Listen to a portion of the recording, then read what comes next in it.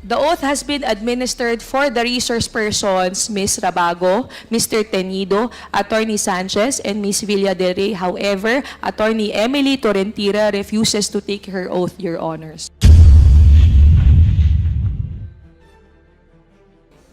Can we ask her why she refuses to take her oath? I was trying to explain, Your Honor, that I am not an invited resource person.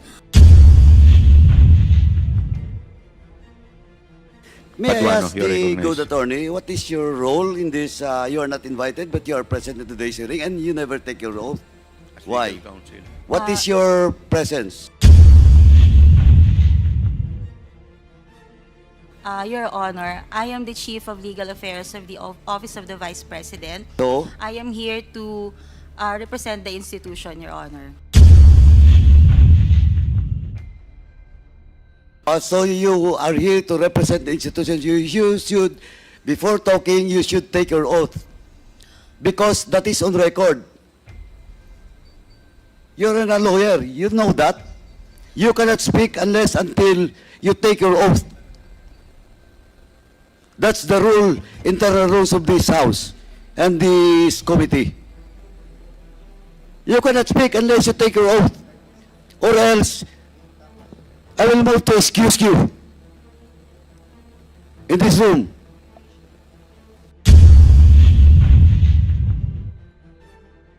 Yeah, I take the position of Congressman Paduano. I really don't know why she's here. Has she forwarded any explanation written as to her attendance? Hindi, Mr. Comsec. Chairman, No, Mr. Chairman, Mr. Chairman. Mr. Chairman, a while ago, she was trying to tell us that she is the representative of the Office of the Vice President. And if you are the representative of the Vice President, you have this reason to take your oath as well. Mr. Chairman, first and foremost, since the good lawyer has no written authority coming from the Vice President. Second is that she never take her oath. So, Mr. Chairman, first, I move that we strike out all, on record, all the statement being made by the good attorney. Seconded. There's a motion raised by Congressman Paduano, duly seconded. Is there any objection? Hearing none, the motion is carried. And second, Mr. Chairman, I move that we excuse the good lady attorney in this room and to request the SAA to escort the good attorney outside of this room. So move, Mr. Chairman. Seconded. There's a motion to excuse the good attorney from this room, which is duly seconded. Is there any objection? Hearing none, the motion is carried. Mr. Chair, if I may respectfully request... You're not, you're out of order. You're not recognized.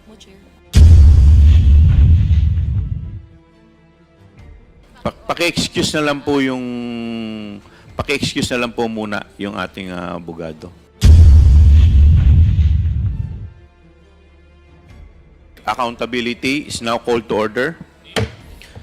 May I request the Honorable Jude Asidre for the opening prayer. Let us all stand up. Let us put ourselves in the presence of the Lord. In the name of the Father, and of the Son, and of the Holy Spirit.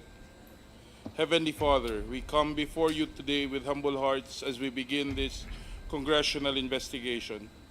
We ask for your guidance and wisdom as we seek the truth and uphold the values of transparency, justice, and accountability in governance. Bless each member of this committee with clarity of mind and integrity of spirit, and a sincere dedication to the common good. Grant us the courage to ask the right questions, the patience to listen with discernment, and the wisdom to act in ways that honor the trust of the people we serve.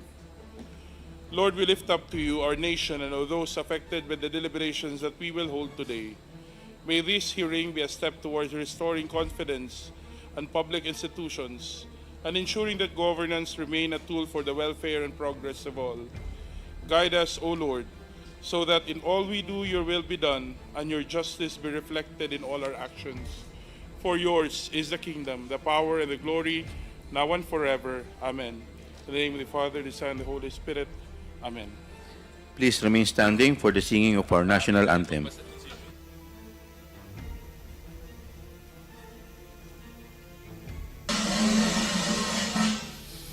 Bayang magiliw, perlas ng sinanganan, hanap ng puso, sa dibdib mo'y buhay. Upang hinirang, duyan ka ng magiting, sa manlulupig, di ka pasisiil, sa dagat at bundok, sa simoy at sa langit mong bughaw, may dilag ang tula at awit sa paglayang minamahal. Ang kislap ng watawat mo'y tagumpay na nagniningning, ang bituin at araw niya kailan pa may di magdidilim. Lupa ng araw ng luwalhatit pagsinta, buhay ay langit sa piling mo. Aming ligaya na pag may mga api, ang mamatay ng dahil sa'yo. Pwede na po tayong umupo.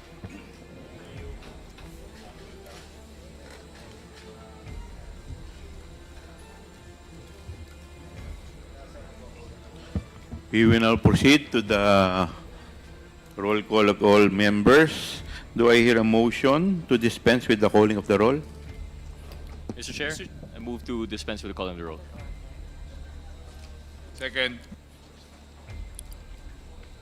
There's a motion to dispense with the calling of the roll, which is duly seconded.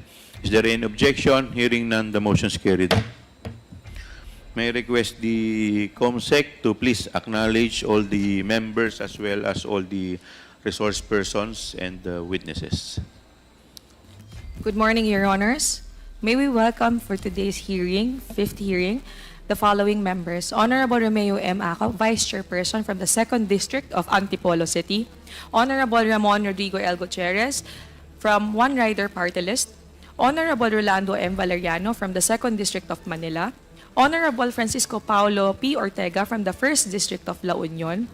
Honorable Dan S. Fernandez from the Lone District of Santa Rosa City. Honorable Raul Angelo Gil Bongalon from Ako Bicol Party List. And, Honorable Joseph Stephen Caraps Espaduano from Abang Lingkod Party List. Honorable David J. S. Suarez, Deputy Speaker from the 2nd District of Quezon. Honorable Jude A. Asigre, Deputy Majority Leader from Tingog Party List, Your Honor. With that, we have a quorum, Your Honor. Now, moving on to the recognition of the resource persons or witnesses. Your Honor, we have in attendance from the Office of the Vice President, Attorney Rosaline L. Sanchez, Director for Administrative and Financial Services of the Vice President, of the Office of the Vice President, Ms. Julieta Villa del Rey, Chief Accountant, Mr. Kevin Jerome L. Tenido, Chief Administrative Officer, Mr. Edward D. Fajarda, former Special Dispersing Officer of the Department of Education and now an employee of the OVP, Your Honor. That's it, Your Honor. May we know where Mr. Fajarda is? She was... Well, pardon, Your Honor, there was an error in the list given to me. Thank you, Your Honor. Mr. Edward Fajarda is not present, Your Honor. Sa mga invited po, ilan po yung umattend lang? Rabago. Edeling Rabago. Out of 9, Rabago. Rabago. ilan lamang po ang umattend out of 9? Your Honor, we have in attendance Ms. Maria Edeline A. Rabago, Mr. Tenido, Ms. Villa del Rey, and Attorney Sanchez. Only 4 out of the 9, Your Honors. So what is the pleasure of the members?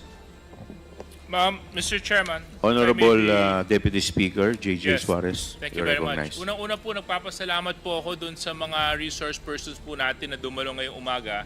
At naging positibo po ang pagtugon po ninyo sa marami po naming paanyaya. At sana naman po masagot ang maraming mga katanungan at magkaroon ng kaliwanagan ang ilan sa mga issues na pinag-uusapan at matagal na pong pinag-uusapan ng komitibang ito. Nais ko lang po malaman, Mr. Chair, With regards to the other resource persons, can I get clarification from the COMSEC? Were you able to provide them the subpoena for today's hearings? COMSEC? Thank you, Your Honor. Your Honor, there was a first attempt for service on November 7, which was Tuesday at 5:30 p.m. But the server from the LSB, Mr. Santos, was refused entry into the lobby of Robinson Cybergate Plaza by Mr. Noel P. Casas, OIC of Masigasig Security Agency, Inc. Because according to him, no one in the OVP will receive the subpoena ad testificandum on that day. A second service was then done on November 8, 2024, and this pertains to this reissued subpoena ad testificandum. The second service was done at 9:34 a.m. This is for whom? For all the 9, Your Honors. However, except for Attorneys Lopez and Fajarda, whose subpoenas were refused receipt, the other 7 individuals were physically present to receive their subpoenas, and it was proven by the return of the LSB that they have their signatures in the subpoena ad testificandum, which is in the records of the Committee Secretariat, available to your perusal as well, Your Honors. So it was received by Mr. Ortonio, Attorney Sanchez, Ms. Acosta, Ms. Villa del Rey, Mr. Fajarda, Mr. Tenido, and Ms. Rabago. There is also a timestamp when it was received per individual, Your Honor.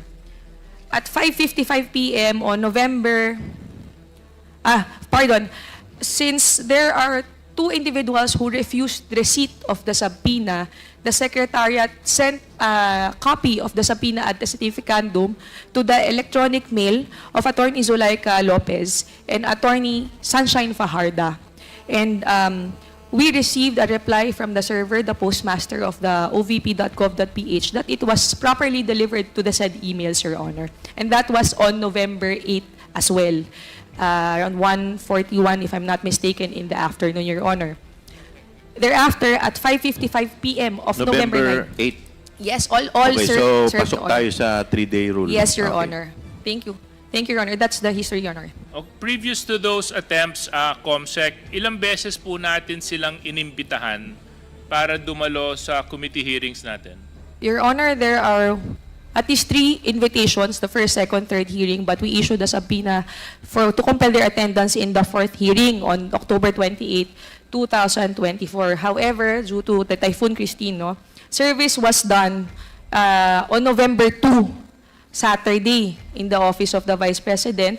At 1:03 p.m., at 1:56, Your Honor, they arrived there. However, 2:12 p.m., Mr. Carlito Galliano, Detachment Commander of the Armed Security Specialist Investigation Agency, the Inc., the CIA, refused to receive the SAT issued to Mr. Edwin Fajarda and Ms. Sunshine Fajarda. The rest were received, Your Honor. At that time, we issued 7 subpoenas, Your Honor, excluding Ms. Rabago and Mr. Tenido at that time, for the October 28, 2024 hearing, which was postponed due to Typhoon Christine, Your Honor. After that, none of them attended as well, Your Honor. And then an electronic service was also done by the Secretariat, same day, Your Honor. So, can you just inform me, COMSEC, how many attempts kasama ng invitation of subpoenas ang in-exercise ng committee para masiguro ang pagdalo ng mga resource persons natin? Thrice invited, Your Honors. Twice. 5 times with attempts, unsuccessful attempts to be served the subpoenas, Your Honor. Subpoenas at testificandum, Your Honor. So that would be 8, Your Honor. Thank you very much. So, Mr. Chair, based on the narration of our COMSEC, I think the committee has gone over and beyond what is usually practiced by committees when it comes to invitations for resource persons and witnesses to attend our hearings. At nakikita naman po ng lahat ng mga mamamayan natin na sumusunod sa atin na regular naman po ang hearings ng Committee ng Good Government patungkol sa issue na pinag-uusapan natin sa pondo ng Office of the Vice President at sa Office of the DepEd Secretary nung panahon po siya ay kalihim ng kagawaran pong ito. Ngayon po, Mr. Chair, given that there is a defiance by these resource persons, willful defiance of these resource persons not to attend our hearings, given that last hearing we already went over and beyond what is necessary for us, I think it is incumbent upon ourselves as members of this committee to exercise our power so that we can ensure that in the succeeding and in the following hearings that the good government will conduct, talagang dumalo na po sila.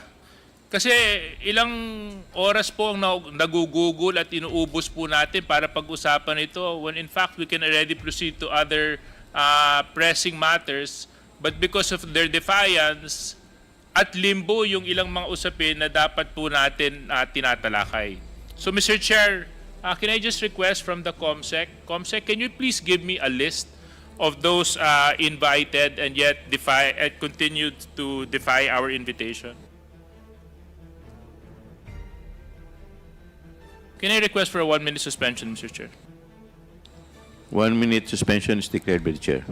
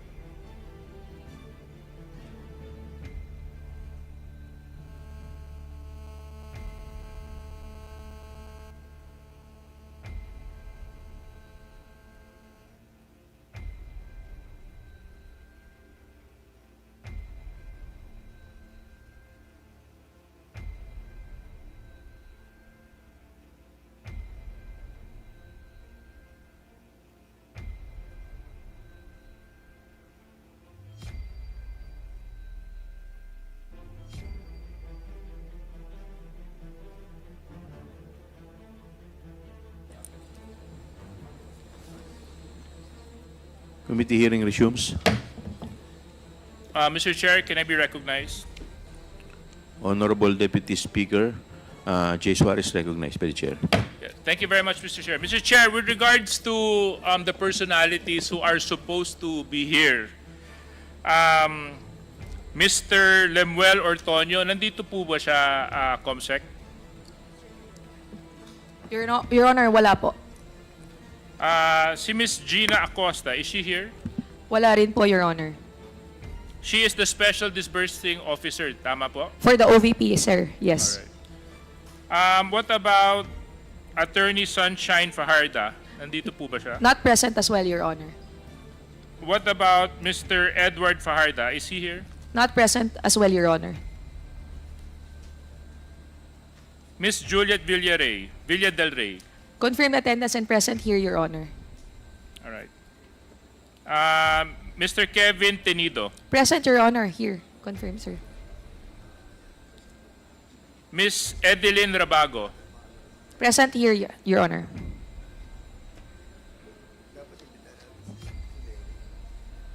Rosalyn Sanchez. Present, Your Honor. Thank you very much. Mr. Chair, with that being said, for the individuals, Mr. Lemuel Ortonio, Ms. Gina Acosta, Attorney Sunshine Fajarda, and Mr. Edward Fajarda, I move that we cite in contempt these individuals for their continuous defiance to attend the committee hearings on good government. Is there a second to the motion? Second, Mr. Chair.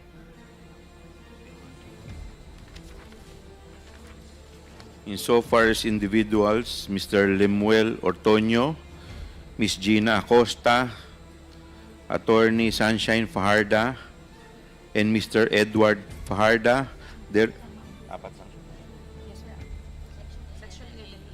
is a motion to cite them in contempt in accordance with Section 11A. official to obey summon. Is there any objection? Hearing none, the motion is carried. Mr. Chair. Congressman Acop. Thank you, Mr. Chair.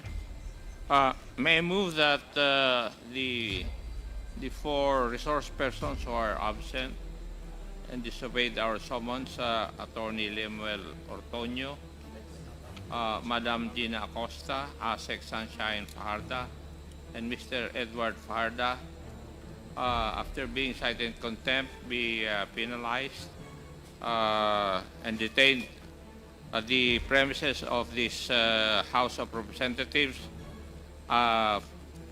for a period up to the time the final report of the committee is submitted for the plenary's deliberation. So move, Mr. Chair. Is there any second to the motion? Second, Mr. Chair. Duly seconded. Hearing none. Is there any objection? Hearing none, the motion is carried. Thank you, Brad. Madam Comsec, please take note of the manifestation of Congressman Acop. Noted, Your Honor, the Secretariat is preparing the citation, the orders cited, and the orders as well, Your Honor, for to take in full custody.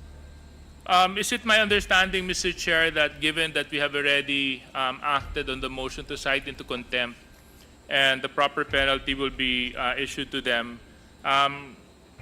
Comsec, can the Sergeant at Arms be notified of the action of the committee? Yes, Your Honor. We will, Your Honor. Yeah. Now, Mr. Chair, I've also received a letter coming from Attorney Zulaika Lopez. Similar to the other individuals that we have cited in contempt, she also has continued to defy the invitations forwarded to her.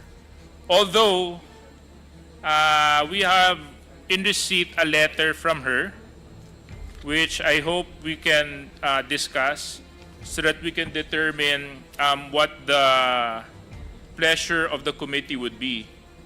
So, Mr. Chair, can I ask Comsec? Comsec, lahat po ba nabigyan na nung copy ng letter ni Attorney Zulaika Lopez? Secretariat was able to produce 10 copies, Your Honor. So majority of the members present were provided, Your Honor, at least, Your Honor. We'll distribute more, Your Honor. Mr. Chair, can I ask for a 2-minute suspension while we go through the letter? 2-minute suspension is declared by the Chair.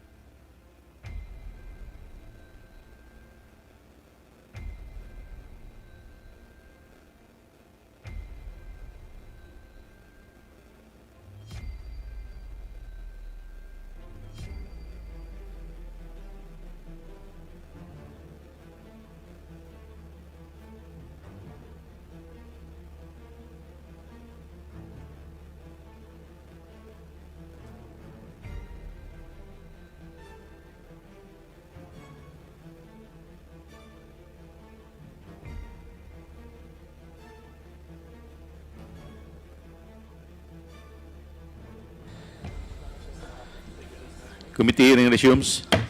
COMSEC. Your Honor, I would like to recognize additional members who are present in today's hearing. Honorable Edward Vera Perez Maceda from the 4th District of Manila.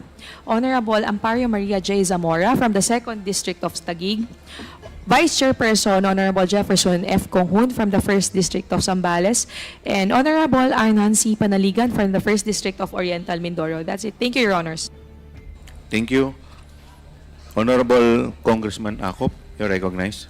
Mr. Chair, we have moved to cite in contempt Attorney Lemuel Ortonio, Madam Gina Acosta, ASEC Sunshine Fajarda, and Mr. Edward Fajarda. But I am in receipt of their letters stating therein that they have travel orders. So, may I know, Mr. Chair, because I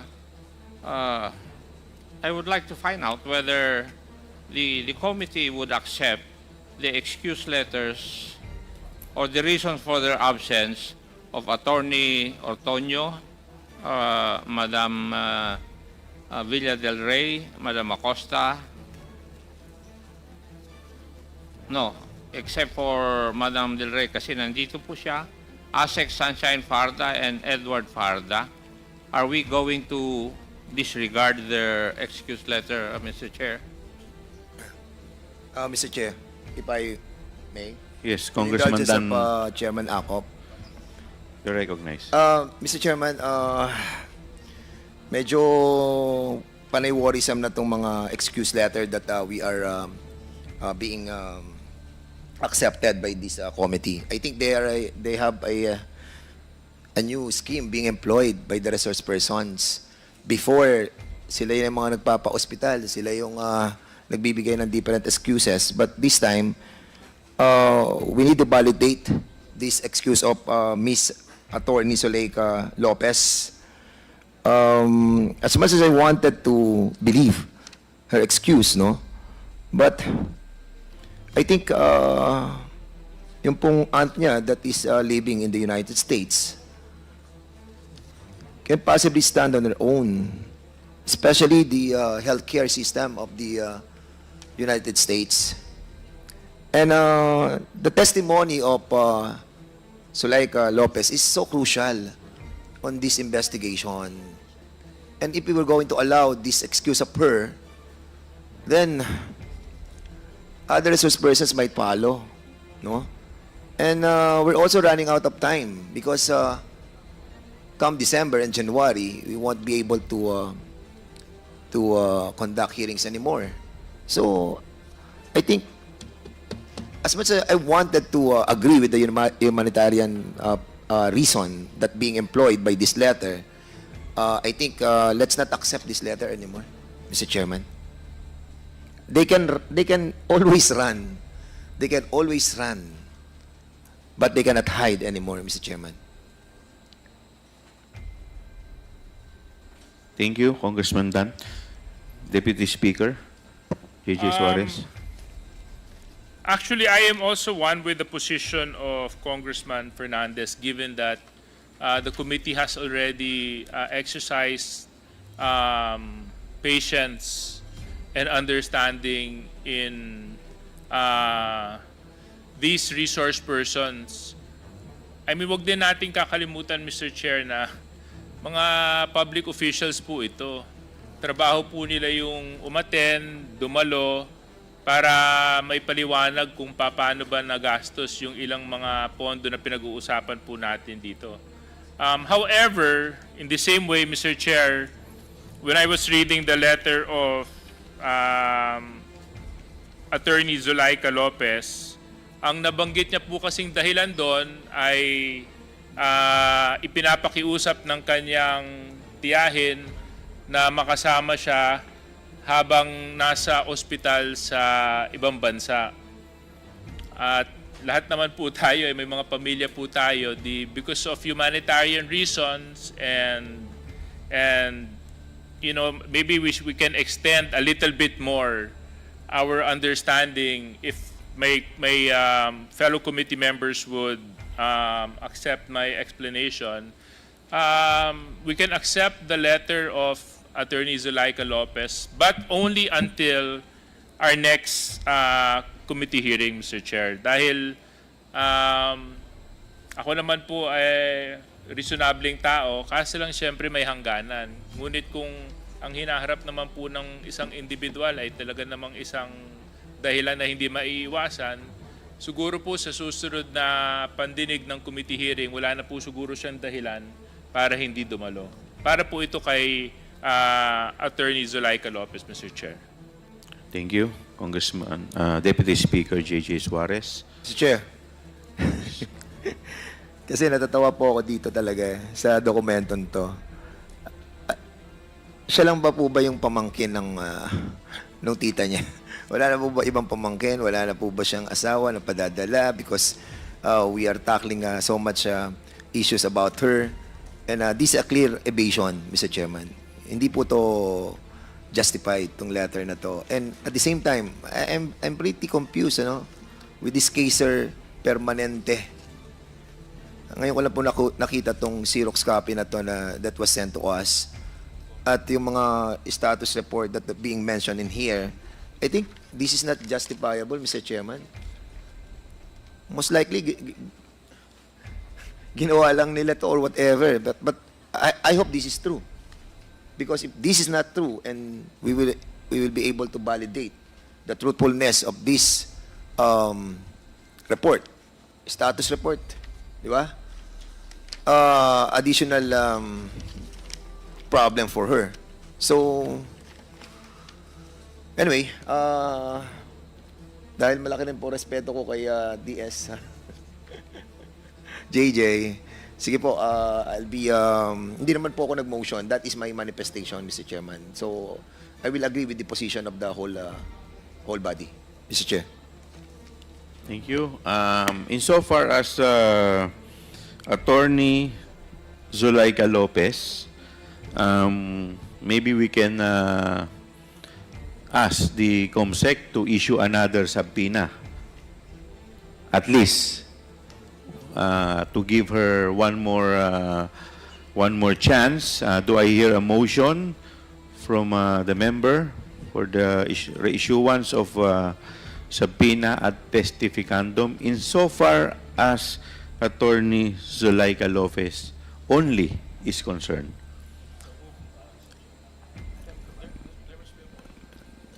Do I hear a motion? Mr. So Chair, moved, Mr. Chair. Yes, Congressman Acop. Since we have discussed the situation of Attorney Lopez, No, we still have to yes, move for a and, motion. for humanitarian consideration, may I move that we issue another subpoena to Attorney Zulaika Lopez for the next hearing. So move, Mr. Chair.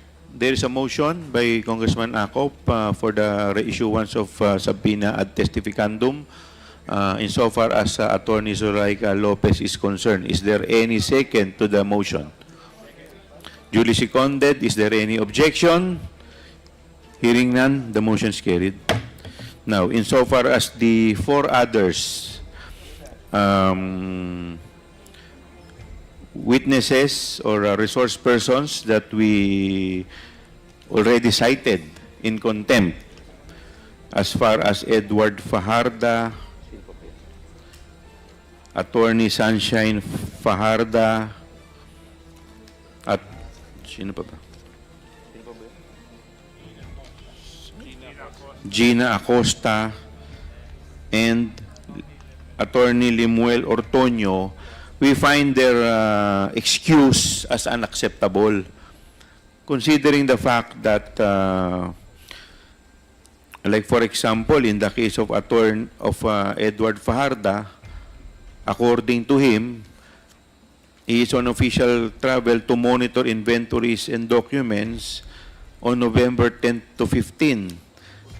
However, the subpoena was issued to him and was received by him personally, according to COMSEC, last November 8. So, medyo lame po yung excuse niya.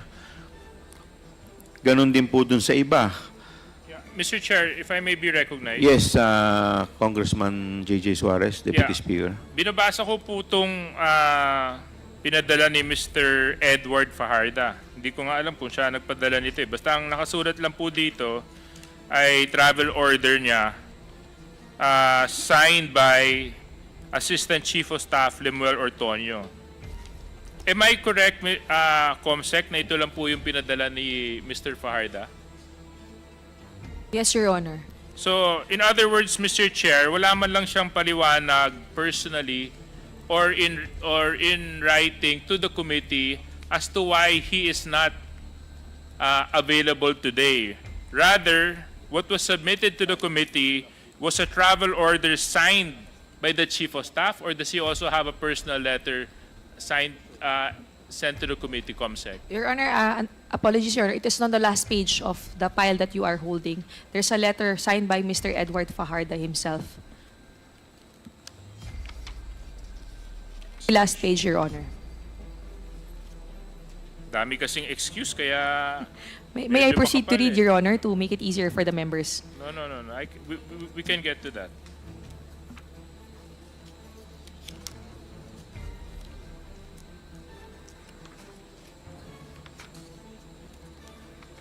Ito.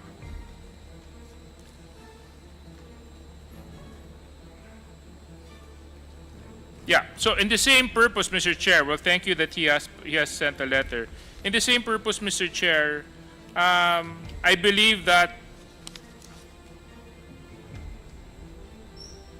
the topic at hand is so important that a trip to Caraga can actually be rescheduled just so that he can attend today's hearing.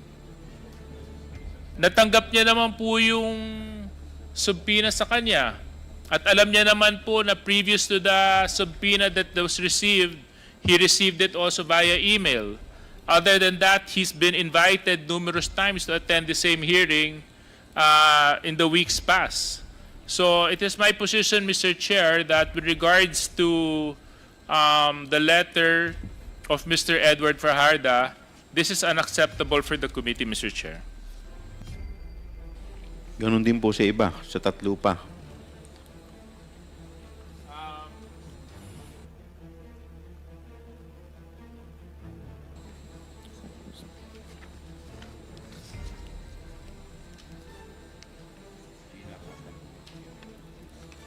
Yeah.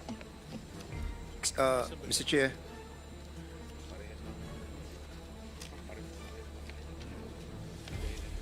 Yeah, actually, yun nga, Mr. Chairman. actually, yeah, Mr. Chair, Dan Fernandez. Is it, Yes, Congressman Dan Fernandez. I'm reading Sorry. the certificate of appearance of Attorney Sunshine Chari Paharda.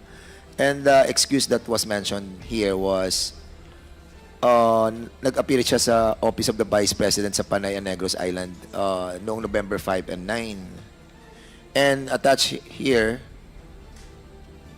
andito po yung mga tickets. Well, ang question po natin, hindi ba nila pwedeng gawin sa ibang araw? Yung kanilang pagbisita doon sa kanilang Panay Negros Island. And at the same time, there are no valid reason why they have to personally visit yung kanila pong opisina doon sa Panay. What is so important in that visitation that was conducted between November 5 and 9? So I think this also evasion, and they're trying to evade our hearings. And nakakalungkot lang po. They're trying to run and hide and not to be with us. So, And the activities is scheduled on November 5 to 9. Today is November 11. yes, correct. So And- tapos na yung activities nila.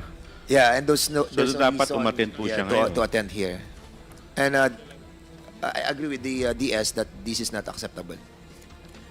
In addition, Mr. Chair, doon sa sinabi ni Congressman Fernandez, medyo nakakapagtaka dahil pare-parehas silang umalis. Pare-parehas silang may travel order, pare-parehas silang pinahintulutan na umalis sa araw na may hearing tayo.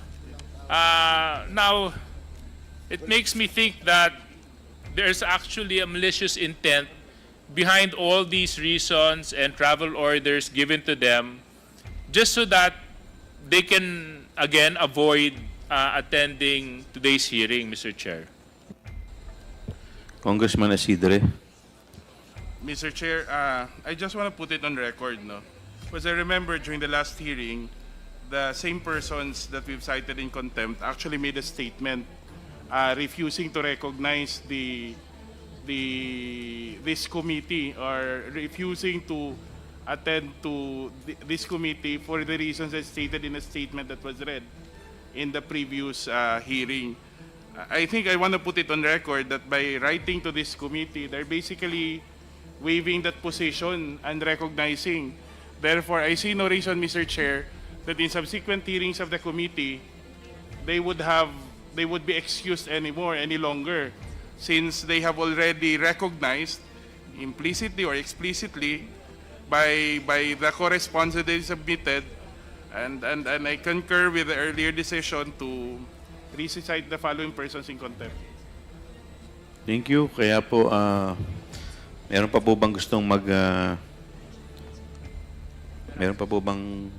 mag-comment? Okay na. Mr. Chair, Congressman Acop. I read the excuse letter of Madam Fajarda, and her reason was he was not able to receive the subpoena. So, ito po yung letter niya eh. I am writing to respectfully inform you that I was not able to receive the subpoena, which was attempted to be served last 8 November 2024. But if we look at the travel order of Attorney Fajarda, it was from 05 to 09 November 2024. So pwedeng wala pa siya kasi nasa travel pa siya. So how do we go about this, Mr. Chair? Comsec. Good afternoon, Your Honors. In relation to that, as reported, I would refer to my previous report earlier that despite personal service and their refusal to physically receive the subpoena, the Secretariat made the substituted service through the electronic mails of Attorney Zulaika Lopez and Attorney Sunshine Fajarda. And on the same date, on November 8, 2024, or on it was a Friday, or Your Honor, after sending the electronic mail containing the subpoena ad testificandum, Your Honor, the Secretariat deemed it prudent to ensure that there would be a delivery receipt once it is actually successfully delivered by the house server. So at 1:42 p.m. on November 8, 2024, we received confirmation from the postmaster at ovp.gov.ph, the server of the Office of the Vice President, confirming that our email containing the subpoena ad testificandum has been delivered to the electronic mail of Attorney Sunshine Fajarda at sunshine.fajarda@ovp.gov.ph, Your Honor. Mr. Chairman, with the indulgence of Chairman ako. Yes, Congressman Dan Fernandez. Lagi na pong practice yan eh. They refuse to accept the invitation. And this representation wanted to find out who that person is and who ordered him not to accept the invitation. May I, Your Honor? I'll just look into the report. On November 7, there was on November 8, the person who refused to receive the subpoenas for Attorney Zulaika and Attorney Fajarda per the report of the Legislative Service Bureau. It was certain Attorney Emily Torrentina from the Legislative Affairs Division of the OVP. Mr. Chairman, can we invite that person as well? And for us to find out why babae ba siya? Oh ma'am, andito po pala kayo. Why did you refuse to accept the Your Honor, oath has not been administered. Thank you, Your Honor. Mr. Chairman, can we administer the oath of those first time that attended this hearing? Mr. Chair, Ipaut if na I natin may. silang lahat. Comsec, pwede po ba paki-out na lahat sabay-sabay? Thank you, Your Honors. To all the resource persons, including Attorney Emily Torrentira, please stand up, including Attorney Emily Torrentira.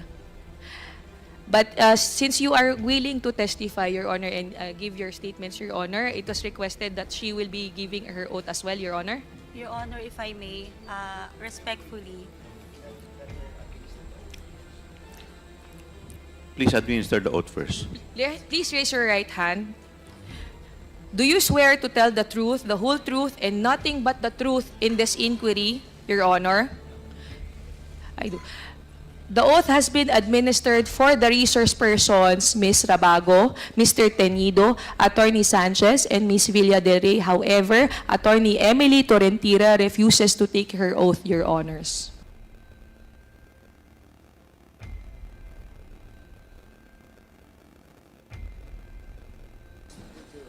Mr. Chairman, I'm just wondering why attorney, what's the name of that that person? Attorney Emily Emily Torrentira, Your refuses to Honor. raise her hand for the oath taking. Can we ask her why she refuses to take her oath? may I, Mr. Chair, You can Your all sit down, Honors. ma'am. Upo na po. Thank you. Bakit Your daw po Honor. ayaw ninyo mag-take ng oath? No, Your Honor, I am not refusing to take the oath. Prior to being asked to take the oath, I was trying to explain, Your Honor, that I am not an invited resource person. Second, that I have only been asked now to explain why there was no receipt for subpoena for the persons who are not present here. That is what I am trying to say, Your Honors, respectfully. I just wanted to explain that as part of the Legal Affairs Division of the office, I wanted to explain why we did not receive. In accordance with the rules governing inquiries in aid of legislation, wherein the rules of court suppletorily applies, Rule 14 in relation to Rule 21 of the Rules of Court, Your Honors, personal service must be made to resource persons who are being issued subpoena. With that, Your Honor, they being not present in the office at that time, no person can receive on their behalf, and hence, there will be no proper service. Respectfully, Your Honors.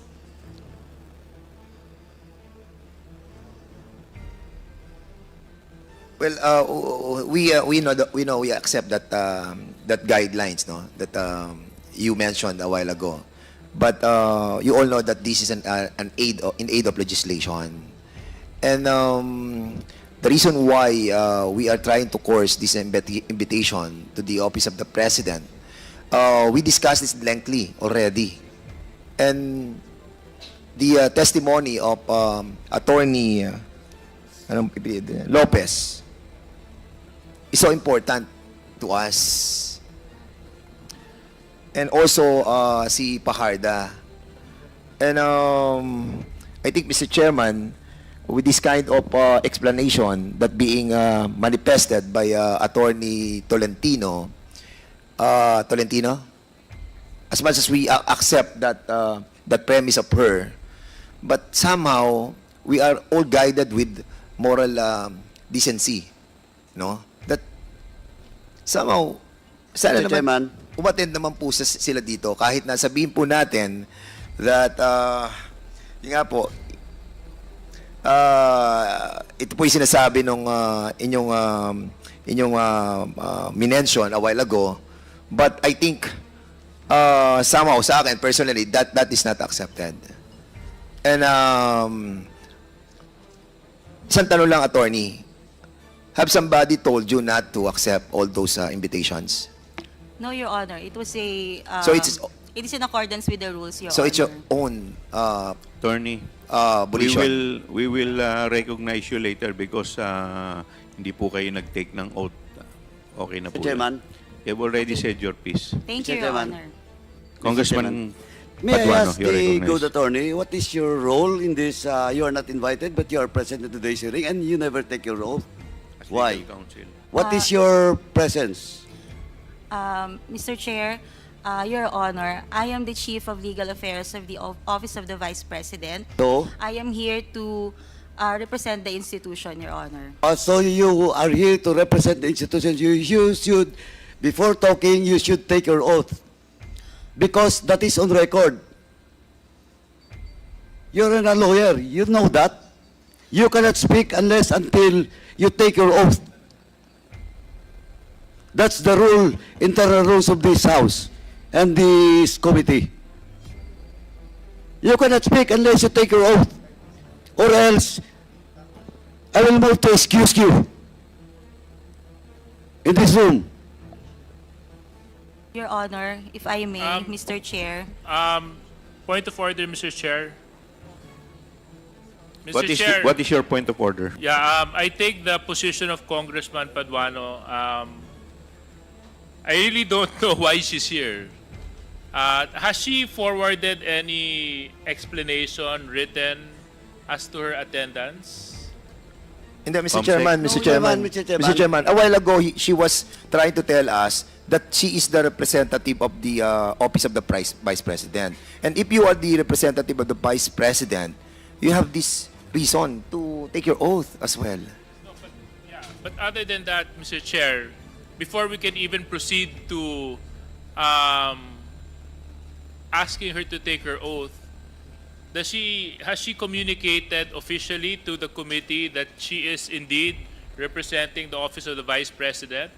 Is there any letter that whereby Attorney Tolentino is given authority to represent the Office of the Vice President, Comsec? None, Your Honor.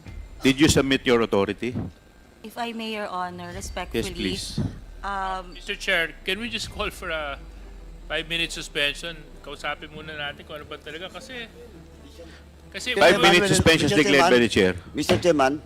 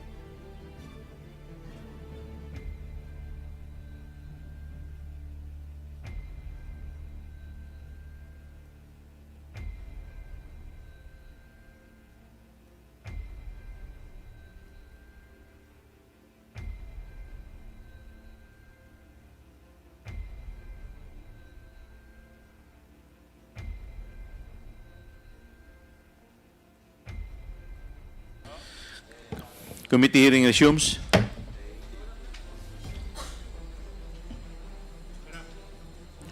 Congressman Paduano. Thank you, Chairman. Anyway, Mr. Chairman, first and foremost, since the good lawyer has no written authority coming from the Vice President, second is that she never take her oath. So, Mr. Chairman, first, I move that we strike out all, on record, all the statement being made by the good attorney. Seconded. There's a motion raised by Congressman Paduano, duly seconded. Is there any objection? Hearing none, the motion is carried. And second, Mr. Chairman, I move that we excuse the good lady attorney in this room and to request the SAA to escort the good attorney outside of this room. So move, Mr. Chairman. Seconded. There's a motion to excuse the good attorney from this room, which is duly seconded. Is there any objection? Hearing none, the motion is carried. Mr. Chair, if I may respectfully request... You're not, you're out of order. You're not recognized. Mo, Chair, para hindi siya makapagsalita. being Suspend mo.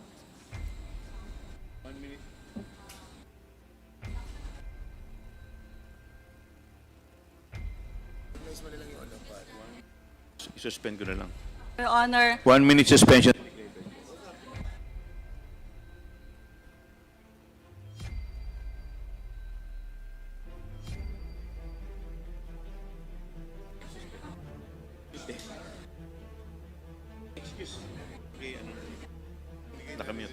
Paki-excuse na lang po yung paki-excuse na lang po muna yung ating abogado.